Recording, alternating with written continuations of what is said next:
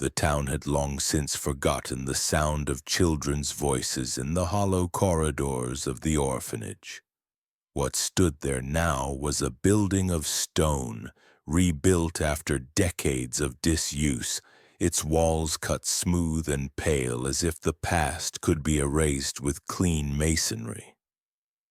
On the surface it was a place of charity, a monument to healing, a structure where no one dared to speak of what had once happened.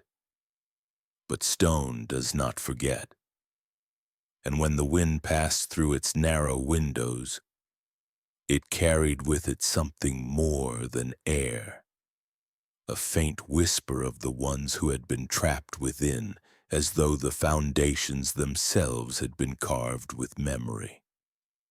The townsfolk avoided it after dark, not for superstition, but for the heaviness they felt in their bones when they walked past.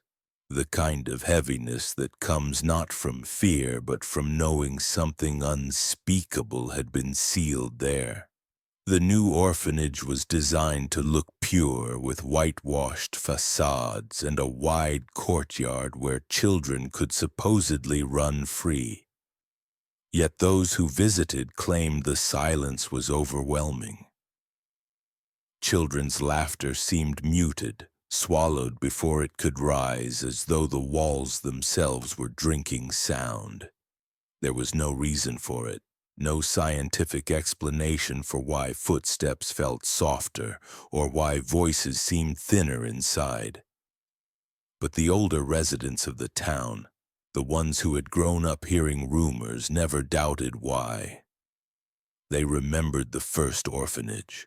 They remembered how quickly children had vanished from its records, how sickness had been the easy word that masked something else. And though they never spoke Elias Harrow's name, they knew it lingered in those stones like a bruise that never heals. At night, when the air grew still, the building seemed to exhale. Workers who stayed late to finish renovations claimed they heard faint tapping beneath the floorboards, too steady to be rodents.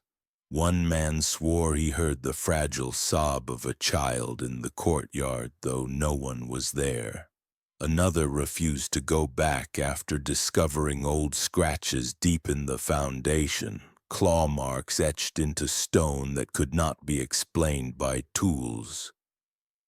They were desperate marks, small and frantic, as though fingernails had tried to dig into something unyielding.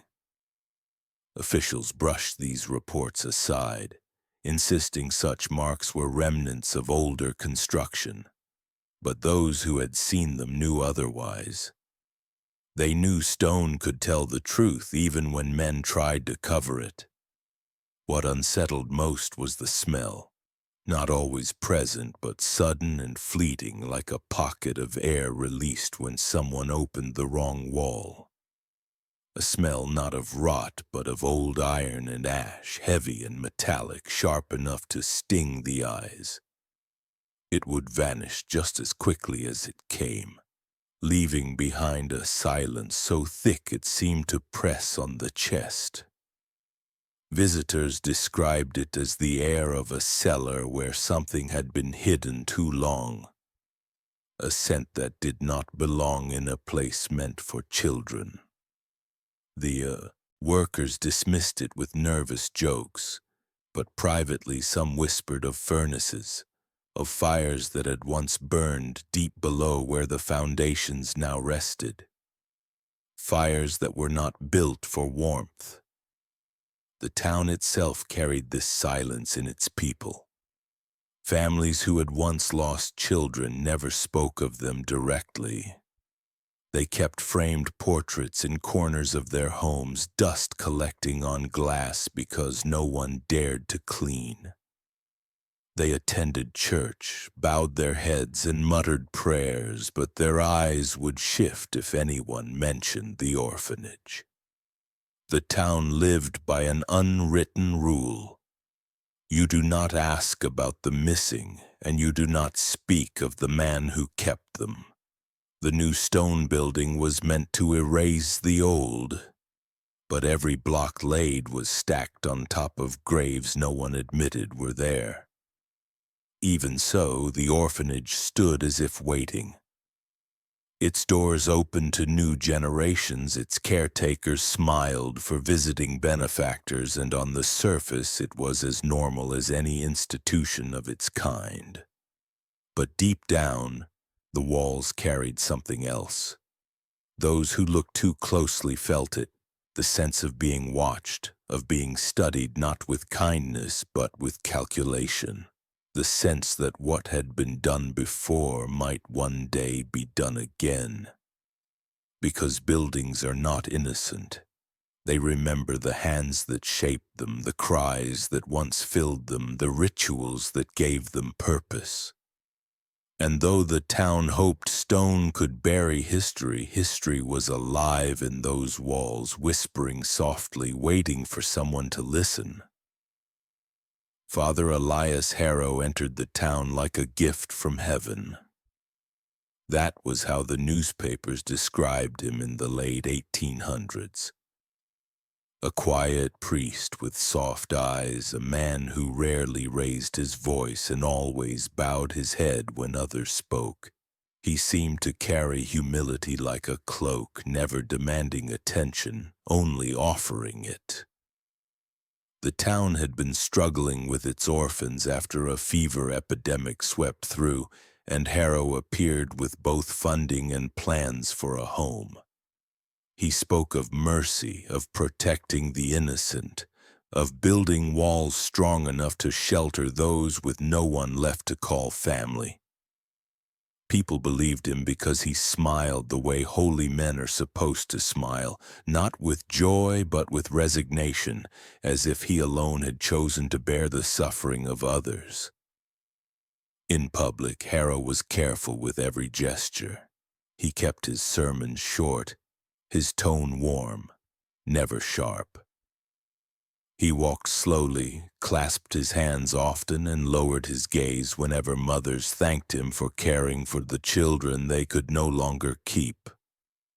His presence calmed them as though his quiet voice carried a promise of safety. But beneath that practiced softness was something far colder. He was not a man moved by mercy but by calculation. Behind closed doors he wrote in his journals of order, of discipline, of the need to break children of their flaws. He did not see them as souls to protect, but as raw material to be shaped. Normalcy was his disguise. Control was his true faith. Elias Harrow believed silence was the purest state of being. He despised laughter, especially the high-pitched voices of children, which he described as wildness leaking out of untamed spirits. To him, laughter was rebellion. Tears were proof of weakness. He dreamed of an orphanage where neither sound would exist, where rows of children could sit in stillness like statues carved by his hand. It was not charity that built the first orphanage. It was obsession. A stage where he could practice his craft behind the shield of sainthood. Each brick laid was another step toward his experiment, each donation another piece of rope to bind him closer to his goal. The town never suspected because he had mastered the art of blending in. He never shouted, never drank, never committed any sin the church could name. He wore plain robes, ate modest meals, and pretended to prefer solitude. His reputation became unshakable because he did not indulge in ordinary vices. Yet while others fought visible demons, Harrow hid his own hunger in silence. His vice was control, his pleasure was submission, his ritual was the breaking of innocent minds. He believed God had chosen him not to comfort but to perfect, and the children were his clay. In the daylight he looked like a protector. In the shadows he studied them like specimens, waiting for the moment when obedience could replace identity. By the time the orphanage opened its doors, the town saw only a sanctuary. They gave him their children without hesitation, believing they had placed them in the safest of hands. And in a way, they had. For Harrow's hands were steady, precise, and gentle, never shaking even in the cruelest of acts. The children called him Father. The town called him Savior. But the walls knew better. They knew that his normalcy was only a mask, and behind it lay a man who smiled not for kindness but for control. And control, once fed, would demand more than anyone could imagine.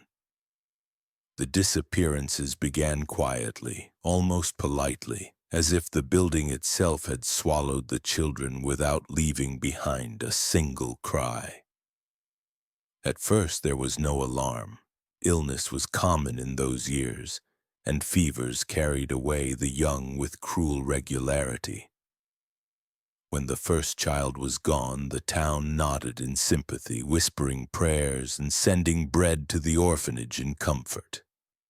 But there was no burial, no grave to visit, no marker in the churchyard. Father Harrow said the body had been dealt with swiftly to prevent contagion. The town accepted it. Who would question a holy man who carried himself with such patient sorrow? Soon another child vanished, then another, each one erased from the orphanage rolls with the same calm explanation. Fever, sudden weakness, sometimes an infection of the lungs. Harrow wrote death certificates in a hand so steady it seemed detached from grief, each one signed with a flourish of finality. But what troubled those who dared look closely was not the cause of death, but the pattern. The illnesses were too sudden, the timing too neat. Children who had played in the yard one day were gone the next, their absence explained with rehearsed words and sealed away without question. The mortality rate within the orphanage grew heavier than any other place in the region. Entire villages nearby had lost fewer children to disease than this single home that was supposed to protect them. And yet no one could find a grave. Families who asked where the bodies had gone were met with silence or gentle reassurances that they had been buried on holy ground outside town. But no records matched and no earth was freshly turned. It was as if the children had simply dissolved into nothing, erased from the living world and hidden somewhere beneath stone. Some of the older orphans whispered among themselves. They said the missing ones had not been sick at all. They said the night before their vanishings, they had been taken away for special prayers in Father Harrow's private quarters. No one dared say this aloud to outsiders. They spoke in half-sentences, in terrified glances, in broken mutterings that carried the weight of children who already knew no one would believe them. The next morning, those children were gone too, their beds neatly made as though they had never been used. The official story remained one of tragedy, but quiet suspicion began to spread. The midwife, who had seen many real fevers, found it strange that Harrow never called for her. A local gravedigger wondered why he was never asked to dig for the orphanage dead.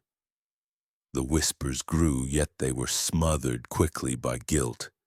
Who would dare accuse a man of God, a man who had given his life to care for the unwanted? It was easier to accept the story of disease than to face what it might mean if the truth was otherwise. But the walls of the orphanage held the truth in silence. Each disappearance was not chance, not sickness, but deliberate selection. Harrow was not burying the children in earth. He was burying them in ritual, in rooms no one entered, in practices that left no trace but silence. and the silence was spreading, heavy and unnatural, as if it were teaching the children that death itself could pass through unnoticed. It was only the beginning, and the town, blind with trust, was already feeding him the next child. For Father Harrow, silence was not the absence of noise. It was a state of perfection, a ritual he believed stripped away weakness and revealed what he called the true form of a child's soul. Survivors would later describe the padded stone cells where he carried out this doctrine. They were narrow chambers lined with rough slabs covered in layers of fabric meant not for comfort but for smothering sound. Once the heavy doors closed, no cry could escape, no scream could travel, not even the smallest whisper. The cells were built as coffins that breathed, tombs where the living were taught to vanish from the world without dying. Children placed inside were told it was not punishment but preparation. Harrow spoke of stillness as if it were holy, an offering of obedience to something greater than themselves. They were left in complete isolation for hours, then days, sometimes longer. Food was given sparingly through small slots, never enough to fill them, only enough to keep them conscious. Water came in dripping intervals from pipes above, forcing them to lift their heads like animals waiting for rain. The purpose was not starvation nor thirst, but control. Harrow measured how long it would take before their movements slowed, their resistance faded, and their voices ceased. He believed identity was nothing more than sound, and to erase sound was to erase the self. The survivors spoke of the suffocating silence that grew inside those walls. At first they screamed, kicked, clawed, but the padded stone absorbed everything until their own noise turned against them. Hours of struggling gave way to the dreadful rhythm of their own heartbeat pounding louder than their thoughts. In the absence of sound, every breath became unbearable, every blink of an eyelid a deafening throb. It was a silence so complete it ate at their minds, convincing them they had already died. This was Harrow's design. He wanted children to believe that death was not a sudden act but a slow surrender, and he wanted them to surrender willingly. When children emerged from the cells, they were changed. Some stumbled into the halls like ghosts, unable to speak above a whisper, their voices cracked and foreign. Others smiled faintly at Harrow as though he had saved them from some unseen terror, eager to please the man who had held the key to their return. He recorded each reaction with fascination, noting how many days it took before a child stopped resisting, how long before they accepted silence as their only truth. Those who failed to adapt, who still clung to laughter or cried too loudly, often disappeared soon after. The ritual of stillness was not about breaking bodies, it was about breaking time, identity, and sound itself. By locking children away until they dissolved into silence, Harrow believed he was sculpting them into vessels of purity. The padded cells became his altars, and each silent child was his proof that control could strip away humanity until nothing remained but obedience. And the town never knew, because silence left no scars that could be seen. Elias Harrow was not content to practice cruelty in shadows. He recorded it, dissected it, transformed it into a study as cold and precise as any scientist in a laboratory. His journals, discovered long after the orphanage was abandoned, revealed not the ramblings of a madman but the calculations of a man who saw suffering as data.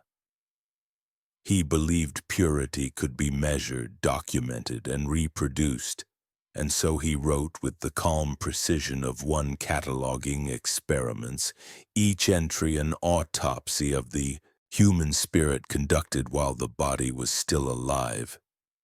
He began with tears. To Harrow, tears were not the natural result of sadness, but impurities being forced out of the body. He kept small glass vials, collecting them drop by drop from children after prolonged isolation. Each vial was weighed carefully on a brass scale, and in his notes he compared volumes between children, marking which ones shed most and which ones learned to stop. He believed those who produced fewer tears were closer to perfection, and those who wept endlessly were corrupted beyond repair.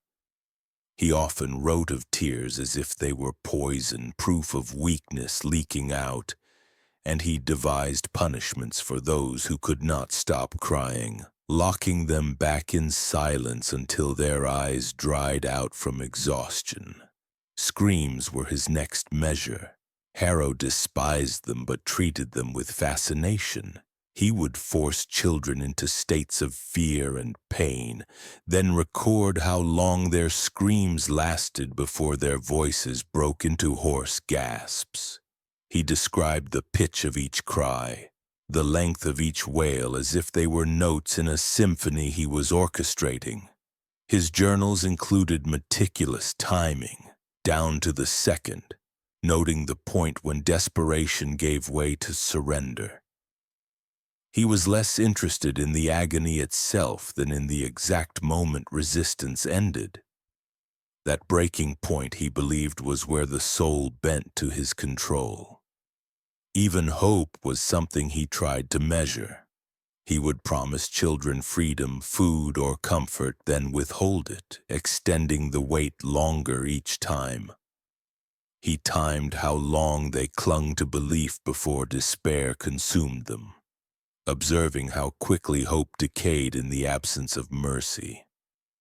He wrote that hope was the most dangerous impurity of all, because it delayed obedience. To him, a hopeless child was finally clean, emptied of expectation, and therefore ready to be molded. Each broken promise became another entry, another calculation in his obsessive pursuit of total silence within the soul. There was no rage in his writing, no chaos in his words.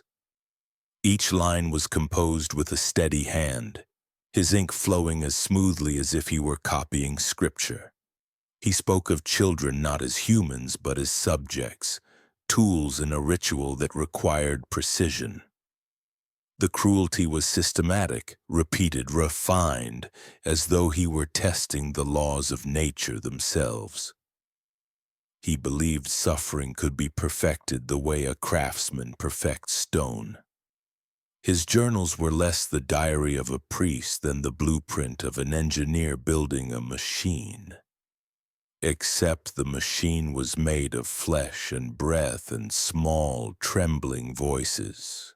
Those who later studied his writings found them almost more disturbing than the acts themselves, because within every page was the voice of a man who truly believed he was creating something holy.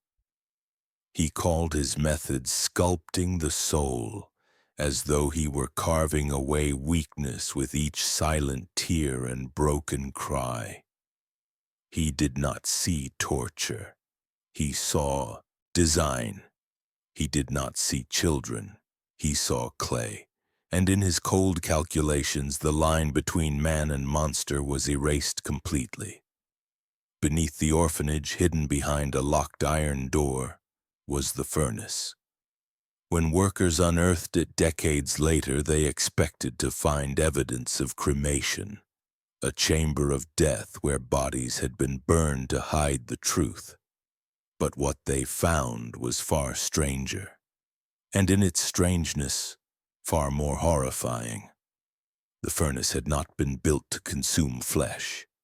It had been built to consume memory. Harrow used it as part of his most secret ritual, one he called the Chamber of White Ash. Children were brought down into the underground room with their most personal belongings. Threadbare dolls, scraps of letters, a ribbon once tied in a mother's hair, shoes worn thin from years of use. These were the last pieces of their lives, fragments of identity that tethered them to the world before the orphanage. Harrow would take each item and place it into the furnace, stoking the fire until the objects curled, blackened, and finally turned to a pale, ghostly ash. The children were forced to watch as the flames devoured what little tied them to who they had once been. Then came the final cruelty. He made them inhale it. When the fire dimmed and the ash cooled into powder, he swept it into bowls, lifted it to their faces, and ordered them to breathe deeply. Survivors said the air burned their throats, filling their lungs with smoke that tasted of cloth, wood, and something unclean. Harrow called it a sacrament. He told them they were carrying their sins inside themselves now, that the ashes of their past would dissolve into their blood and make them pure. For him it was not enough to take away their possessions. He wanted their very breath, their very cells to become vessels of his ritual. Many children grew sick afterward. Their bodies weakened from the ash, coughing fits racking their frames until blood appeared at their lips. Some never recovered. Harrow wrote in his journals that these were the ones too corrupted to survive cleansing, the ones unfit for his design. He recorded their deaths not with sorrow but with satisfaction, convinced that each child who fell proved his ritual's power. To him, the survivors were reborn, no longer tied to their past, carrying only what he had given them: silence, obedience, and the suffocating reminder of ashes lodged in their lungs. The chamber itself bore marks of its use. When discovered years later, the walls were coated in a pale dust that no worker could fully scrub away. It clung to their clothes, their hair, their skin, as if the room itself had been waiting to breathe again. Those who entered described a weight in their chests, a tightening in the throat, and some swore they heard faint coughs echoing in the dark. Whether it was memory or something left behind, no one could say. What was certain was that this furnace had not been meant to dispose of the dead, but to kill the living slowly, to poison them with the remains of their own lives until they became something less than human.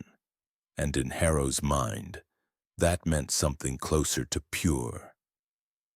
Harrow's pursuit of purity grew darker with each invention, and his cruelty turned from silence and ash towards something even more intimate: the blood itself.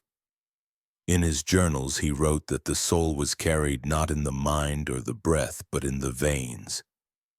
To cleanse a child fully, he believed the blood had to be purified. And so he devised a punishment that blurred the line between ritual and science, a method he called the glass veins. It began as a whisper among the children, a story passed in terror because those who entered his private chamber for it rarely returned unchanged. The preparation was always the same. He would mix powdered glass into broth, the kind of meal children had been trained to crave in hunger. It was not coarse shards, but ground fine, glittering dust that caught light like crushed stars. He described it in his notes as liquid light, something that would scrape away darkness from the inside. Survivors recalled that he would stir the broth carefully, his expression calm, almost gentle, as though he were offering medicine. The child would be forced to drink, and at first it tasted only bitter, leaving a strange metallic burn on the tongue. But within hours, the agony began. The glass, though invisible in the liquid, tore through the body slowly, slicing tissue, ripping stomach linings, lodging deep in the intestines. It was not an instant death. It was a long unraveling, each hour marked by waves of pain too great for any child to bear. Survivors said the worst part was not the bleeding but the sound, the faint grinding within their own bodies, as if their veins were filled with sand that shredded them from within. Harrow watched these sufferings closely, taking notes as fever rose, as skin paled, as eyes dimmed. He wrote of their convulsions as moments of resistance being cut away, and he measured how many hours each body could withstand before collapse. Those who perished were marked as deaths from illness, their bodies removed quietly, recorded as victims of fever or wasting disease. The townspeople, hearing of sickness, offered sympathy, never questioning why so many children seemed to weaken at once. But inside the orphanage, the survivors carried a secret horror. They lived with the memory of what it felt like to have light tearing through them, to feel purity forced into their veins in the cruelest way. Some bore it and lived, their insides scarred beyond repair, their bodies never recovering from the unseen damage. Harrow praised these children as proof of endurance, writing that their suffering had cleansed them deeper than silence ever could. His writing showed no doubt, no recognition of madness. To him, the breaking of bodies was sacred. He compared the cutting of glass inside the veins to chiseling a statue, stripping away excess until only purity remained. The agony was not cruelty, it was craft, and he took pride in the methodical way he had designed it, fine-tuning the powder's texture until it was neither too large to kill instantly, nor too fine to pass harmlessly through. The goal was suffering stretched thin, suffering drawn out like a line of scripture read slowly and without end. What remained most disturbing was how calmly he carried himself before the children. His voice stayed soft, his face composed. There was no anger, no frenzy, only patience. He seemed to believe he was helping them, reshaping them into something closer to his vision. And when they died, he simply closed their eyes, recorded the time, and moved on to the next. His normalcy never cracked, even as his methods grew more monstrous. To those outside the orphanage, he was still Father Harrow, gentle guardian. But to those inside, he was the sculptor of veins, the man who poured glass into blood and called it light. For Elias Harrow, silence alone was not enough. It was the foundation, but not the final shape of his obsession. After years of bending children into voiceless shells, he turned his attention to sound itself. He believed voices carried impurity, that every scream, every cry was a confession of the soul's corruption. And so he devised what he called his choir sessions, a ritual not to silence but to capture. He wanted voices imprisoned, not in the children themselves, but in objects he could control. It was here that the Black Choir was born. Children who resisted his rituals, who still clung to laughter or cried when they should have been still, were chosen for the choir. They were led into a long, dim room where iron masks waited. These devices were crude yet precise, forged to clamp over a child's face and pry the mouth wide open with rusted screws, the jaw locked in place, the tongue pressed down, the throat exposed. It was not about breath or nourishment, it was about sound. The mask turned their faces into instruments, stripping away control until all they could do was wail. Harrow sat with wax cylinders and recording horns, instruments of new technology at the time, tools meant for music and spoken word. He repurposed them into devices of torment. As the children's cries echoed through the chamber, the horns caught every note, etching grooves into the spinning wax. He would demand the screams rise and fall like hymns, sometimes driving needles beneath fingernails or pressing heated irons to their skin to control pitch and rhythm. The recordings filled with shrieks that cracked into sobs, voices stretched until they broke. The children became unwilling choristers, their agony pressed permanently into fragile wax. Survivors recalled the aftermath more vividly than the sessions themselves. They spoke of nights when Harrow played the cylinders in his quarters, the faint crackle of the machine filling the orphanage halls. He replayed the recordings not with disgust but with reverence, listening as though they were sacred songs. He described the cries as honest music, the purest sound of a soul being stripped of pride. Some claimed he would stand motionless for hours, head tilted, letting the dissonant echoes wash over him like prayer. To Harrow, this was worship, a liturgy carved from pain. Those who survived the masks were left broken, their mouths scarred, teeth cracked, jaws dislocated. Many never spoke again, not from fear but from damage so severe words became impossible. Harrow called this silence the final verse of their song, believing their voices had been freed from flesh and preserved forever in wax. For the others, their cries lived on long after their bodies disappeared, replayed over and over in the shadows. When investigators uncovered fragments of the recordings decades later, most were too decayed to play, but a handful still worked. What they heard was not music, not song, but the desperate chorus of children whose voices had been stolen. The sound was brittle, warped, yet unmistakably human. Cries that should have faded with time were still alive, etched permanently into grooves of wax, replaying the torment of those who never escaped. Workers who listened could not sleep for days afterward. Some destroyed the cylinders out of fear, convinced they were not simply recordings but vessels holding pieces of the dead. Harrow's Black Choir was not just an invention of cruelty.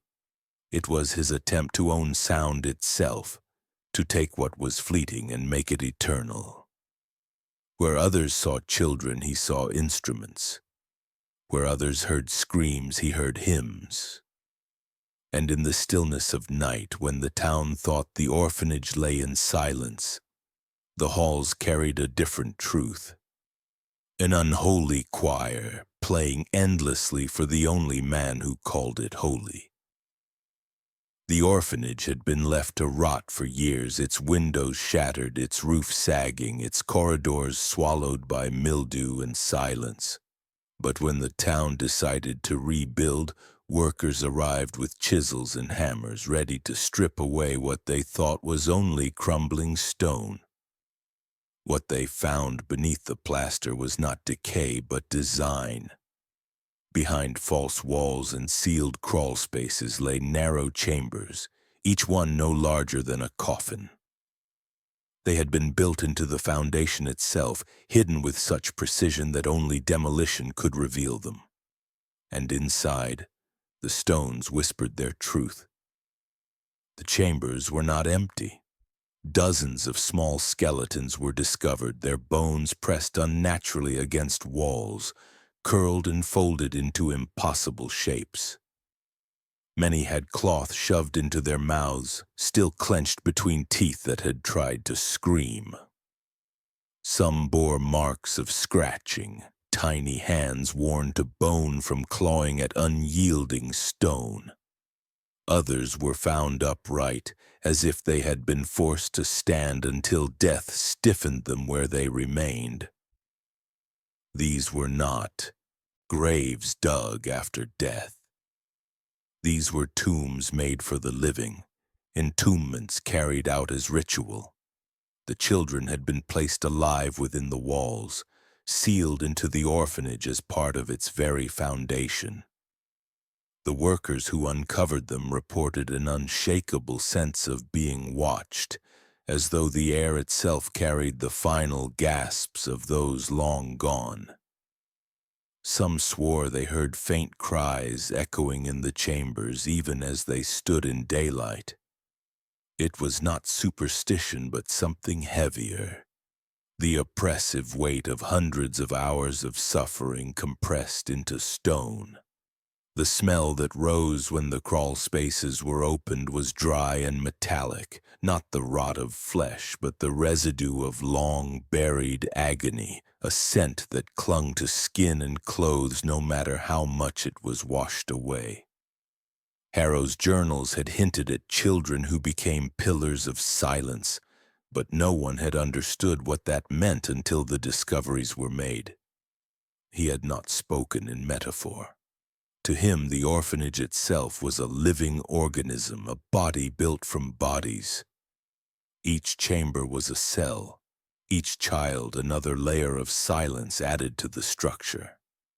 The building had been designed as his eternal monument, its walls not only holding the screams he recorded, but the very bones of those who made them. The orphanage was not a place of refuge. It was a tomb disguised as charity. What horrified investigators most was the methodical nature of it. Each chamber had been measured with care, sealed with mortar laid smooth, the work of patience rather than frenzy. These were not the crimes of a man who lost control. They were the creations of someone who believed entombing children alive was necessary to bind the silence forever. To Harrow, their deaths were not endings but transformations. Their voices were gone, their struggles buried, but their presence became part of the walls. The orphanage did not simply contain them, it was made from them. And in the stillness of those stones, the whispers have never truly stopped. When the rubble of the orphanage was sifted, workers expected to find nothing more than stone and dust. What they uncovered instead was a book, its cover warped with damp, its pages stiff with age. It was not a Bible, though it had been hidden as if it were sacred. This was Harrow's ledger, the true scripture of his work. Inside were not sermons or prayers, but rows of names, dates, and chilling observations, each line written with steady precision. It was not chaos, but calculation, and in its order lay the deepest horror. Harrow titled the entries as confessions, though no child had ever spoken them willingly. Each page recorded what he saw as progress. The moment a child ceased to resist, the day tears dried, the hour screams broke into silence. He documented with almost tender care the stages of collapse, as though cataloging the blooming of a flower. The first entry for each child began with their resistance, marked by words like stubborn or impure. Then came notes of decline. Cries weaker, eyes vacant, no longer fights. Finally, there was the final stage when he wrote with unmistakable satisfaction that silence had taken hold. More disturbing than the content was the tone. His handwriting remained even, patient. But as the ledger went on, it grew bolder. The lines pressed deeper into the paper, ink blotting with excitement. In the earliest entries, he wrote sparingly, but by the end his words became longer, more frantic, almost ecstatic. Where once he had recorded simple facts, now he added reflections, claiming that each silence was proof of divine favor, each broken child a step closer to purity. He praised the stillness not as absence but as presence, calling it a living force that grew stronger with every surrender. One entry described a boy who lasted 23 days before he begged for death. Harrow wrote that the moment was glorious, not because the boy was gone, but because he had finally asked for what Harrow believed all children secretly desired: the release of silence. Another entry detailed a girl who had once laughed often. Harrow noted with pride the exact day her laughter was replaced by nothing but an empty gaze, describing it as a cleansing miracle. He did not record their deaths with grief but with triumph, as though each child's collapse was a completed ritual. What made the ledger unbearable to read was the way Harrow treated the children not as victims but as numbers in a rising sequence. He tallied them, counting how many had reached silence, how many had fallen before they could. The numbers rose with each page, and as they did, his handwriting became unsteady, jagged with joy. He was no longer documenting alone, he was exalting. His ledger was not evidence of guilt, but a hymn to himself, a sacred record of his own devotion to the destruction of innocence. The book was small, but within its pages lay the entire anatomy of his mind, cold, methodical, and increasingly frenzied. It was not only a confession, it was a monument to obsession, the proof that Harrow did not lose control. He found purpose. And in the rising numbers, in the ecstatic scrawl of his later pages, the ledger revealed the most disturbing truth of all. The more children he destroyed, the closer he believed he was to perfection. When the orphanage finally closed its doors, the town did not gather to mourn or to demand answers. Instead, it chose silence. The building was left to decay, its windows shuttered, its halls empty, as if the very air around it was dangerous to breathe.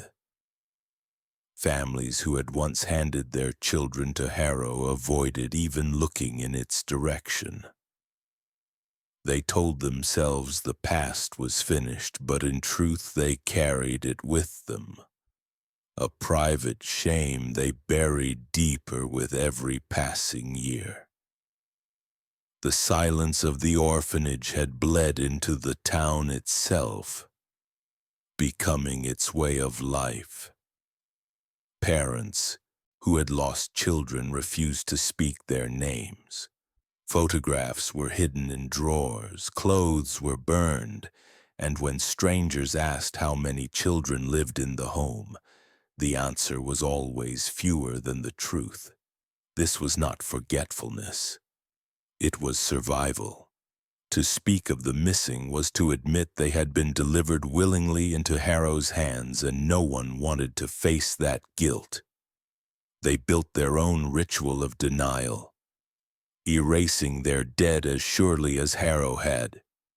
Silence became not just the orphanage's law, but the town's inheritance. Whispers, however, persisted. Rumors grew in secret, traded only in hushed tones when doors were closed and lamps dimmed. Some believed Harrow had been more than a man. They said his rituals, as grotesque as they were, had spared the town from worse. In those years, epidemics swept neighboring villages, plagues carried off entire families, yet this town remained curiously untouched. To some, it was proof that Harrow's silence had power, that his cruel practices had built a shield against sickness and famine. And if that were true, then perhaps the townsfolk had not only ignored his horrors but quietly supported them. There were whispers of trades made in confidence, of fathers who delivered their weakest children in hope that the sacrifice would protect the rest. A few claim that when Harrow needed bricks for his foundations, men volunteered to help him mix mortar, never questioning what the walls were meant to hide. It was easier to believe that complicity was survival than to admit they had lived beside evil and done nothing.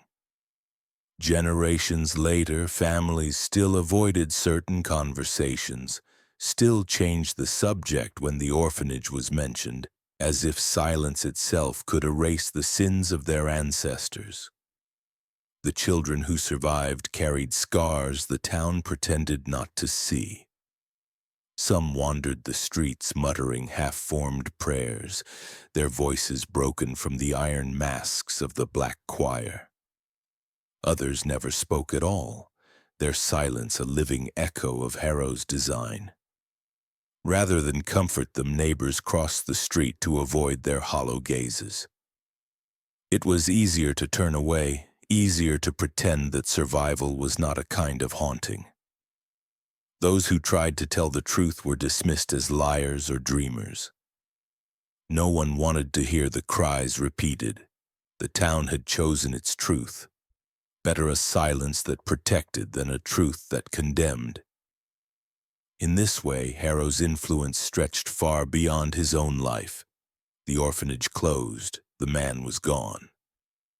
But his philosophy had rooted itself in the people. Generations grew up in a culture where silence was considered strength, where questions were weakness, where forgetting was easier than remembering. The walls may have crumbled, but the silence remained. And it is perhaps this silence that was his greatest creation, not the padded cells, not the glass veins, not even the black choir, but the fact that an entire community learned to live by the same ritual he had forced upon children. The legacy of Harrow was not written in stone or ledgers alone. It was written in the refusal of a town to speak. When the town could no longer ignore what had been uncovered beneath the orphanage, there came the question of how to remember. The chambers in the walls, the bones curled into stone, the ledger of silence. All of it had left a wound that could not be buried again. Officials decided that if they could not erase the past, they would at least mark it. And so a memorial was planned, one that would carve the names of the children into fresh stone, giving back in death the recognition that had been denied to them in life. Workers returned to the site, this time not to demolish but to build, carrying chisels and slabs meant for remembrance instead of concealment. The names were pieced together from scattered records, scraps of ledgers, fragments of baptismal rolls. Many were incomplete, broken by time, some little more than a single first name or an initial. Yet each one was etched into the new stone with reverence, as though the act itself could bind them to memory. The memorial was raised in the courtyard where children had once played, its base cut from the same quarry that had supplied Harrow's walls. The town hoped this was an act of reversal. That stone which once sealed them in would now speak their names aloud. Families who had long since buried their grief in silence came to watch, some clutching handkerchiefs, others standing stiffly, unwilling to let emotion show after generations of repression. But the workers who built it felt unease from the beginning. They claimed the air around the site was heavier than any other ground, thick with something that clung to their lungs. At night, when tools were set down and lanterns were extinguished, faint sounds drifted from the unfinished memorial. Some heard whispers rising from the rubble, others swore they heard the faint cries of children carried in the wind, as though the walls themselves were still exhaling pain. A few refused to return after dark, saying the voices seemed clearer then, echoing through the half-built monument like trapped birds. The overseers dismissed these reports as nerves, insisting exhaustion made men imagine things, but no amount of reason could shake the unease. When the chisels struck stone, strange things happened. Some workers said they felt vibrations run through their arms that were not caused by the hammer alone, as if the stone itself resisted being carved. A mason claimed that when he cut the name of a girl identified only as Clara, he heard a faint sob that seemed to come from inside the rock. Another swore that as he polished the surface, a whisper brushed his ear, though no one stood near him. These stories spread quickly, and though the officials forbade talk of superstition, the men began working faster, eager to leave before the sun went down. When the memorial was completed, it stood solemn and heavy, each name carved deep, each line meant to last longer than memory. On the day of its unveiling, the townspeople gathered in silence. There were prayers, speeches about remembrance, promises that the children would never again be forgotten. Yet beneath the ceremony an unease lingered. For as the names were read aloud, some swore they heard faint echoes following the voices, not repeats but responses, thin cries threading through the still air. It was as if the foundations beneath the ground were stirring, as if the children entombed long ago were answering their own names at last. Afterward, visitors came in steady numbers, laying flowers, touching carved letters with trembling hands. But the memorial was never peaceful. Those who stood too long claimed to hear faint knocks beneath their feet, slow and deliberate, like the tapping of fingers against stone. At night, the effect grew stronger. Passers-by reported the sound of faint singing drifting from the memorial. Not joyful song, but a brittle, wavering chorus, as if dozens of voices long broken by pain were still trying to rise together. It was not music, not prayer, but something in between. An echo of Harrow's black choir embedded in the stone itself. Some believed the haunting was a curse, the punishment of remembering too late. Others believed it was proof that the children had never left. Their voices carried forever in the walls where they had been buried alive. Whatever the cause, the town that had once prided itself on silence was forced to hear again. They could not close their ears, could not deny the whispers that slid through the stone. The memorial, meant to bring peace, became instead a reminder that evil does not end simply because a building falls. The cries of the orphanage had outlived both walls and time, and in carving the names, the town had given them a mouth to speak again. And so the stone memorial stood, not only as remembrance but as warning. For those who passed it at night with the wind curling through the courtyard, swore they heard voices carried with the air. Small, fractured voices calling not for mercy but simply to be heard. It was as if the foundation still breathed, as if silence itself had failed, and the cries would continue until someone finally answered. Evil rarely arrives with a snarl. More often it enters quietly, clothed in gentleness, smiling with the face of trust. Elias Harrow was not remembered as a monster while he lived. He was remembered as a priest, a caretaker. A man who devoted his days to orphans no one else wanted. His robes were plain, his words calm, his manner soft. He fit perfectly into the role that the town needed him to play. A guardian of children, a servant of God. That mask of innocence was what allowed him to carry out his rituals in silence, unchallenged and even praised. It is tempting to imagine evil as something obvious, something visible in the eyes or dripping from the mouth. But the truth is far more unsettling. Evil thrives best where no one suspects it. The orphanage was never just a building. It was a system, a machine powered by silence.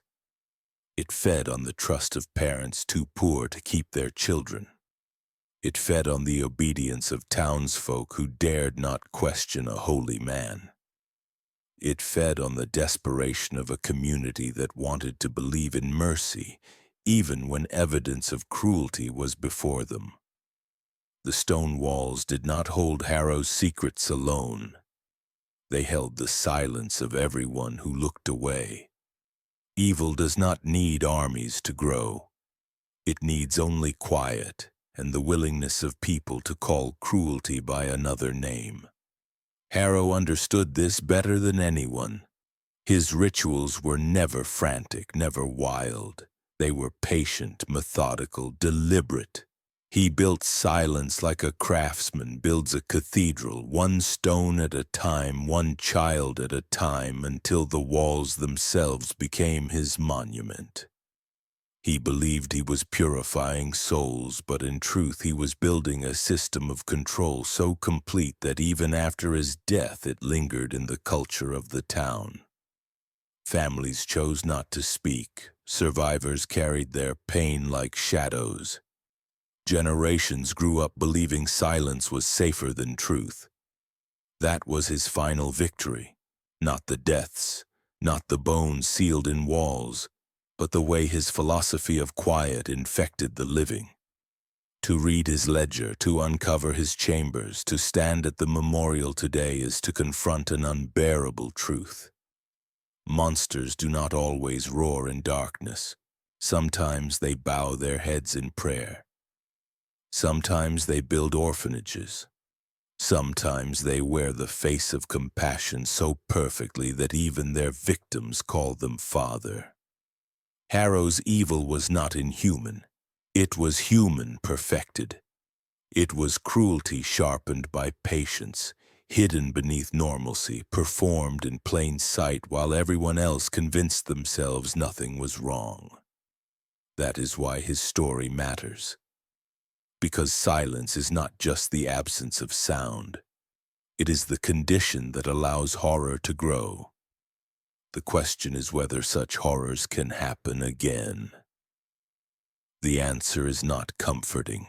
Wherever there is trust without question, wherever authority is given without accountability, wherever people tell themselves it is safer not to ask, the conditions are ripe. It does not need to be an orphanage. It can be a school, a church, a hospital, even a home. The form changes, but the essence does not. Evil waits in quiet places, disguising itself as care, feeding on silence, thriving in the cracks where no one dares to look. The cries of the children once trapped in Harrow's walls may never fade completely. Their voices echo in the memorial stone, in the crawl spaces unearthed, in the memories passed down by survivors who refused to be silenced.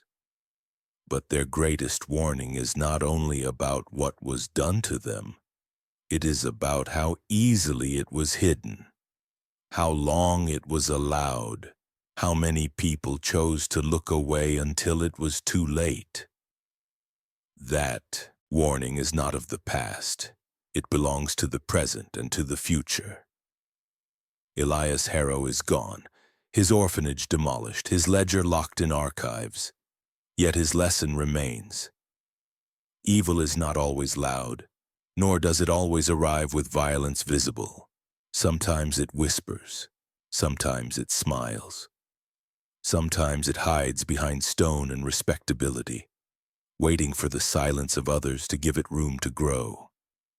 The only question that remains is whether we will recognize it when it comes again, or whether, like before, we will hear the cries too late.